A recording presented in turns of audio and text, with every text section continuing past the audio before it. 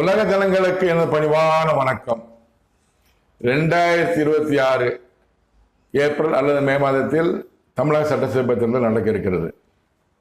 அந்த தேர்தலில் வெற்றி பெற்று திரும்பவும் தமிழகத்தின் முதலமைச்சர் ஆக வேண்டும் என்று மு.க. ஸ்டாலின் அவர்கள் திட்டமிட்டுக் கொண்டிருக்கிறார், உழைத்துக் கொண்டிருக்கிறார், தேர்தல் பக்கம் செய்து கொண்டிருக்கிறார். ஆனால் அவர் குடும்பத்தினரும் சுல்காசின் அவர்களும் உதயநிதி ஸ்டாலின் அவர்களும் எப்படியா திமுக ஆட்சி கொண்டு வந்து மு.க. ஸ்டாலினை முதலமைச்சராக்கி கொஞ்ச காலம் கழித்து திரும்பவும் உதயநிதி ஸ்டாலினை முதலமைச்சராக்க வேண்டும் என்று அவர் திட்டம் போட்டுக் கொண்டிருக்கிறார்கள். இது அவர்களுடைய திட்டம். என் தேவநாயக கர்த்தர் கடவுள் மு.க. ஸ்டாலினை குறித்தும் உதயநிதி ஸ்டாலின் குறித்தும் என்ன திட்டம் போட்டிருக்கிறார், அவருடைய சித்தம் என்ன, திட்டம் என்ன? என் தேவநாயக கர்த்தர் கடவுள் அவர்கள் இருவரை பற்றியும் என்னிடம் கூறிய தீர்க்க தரிசனங்களை உலக ஜனங்கள் தெரிந்து கொள்ள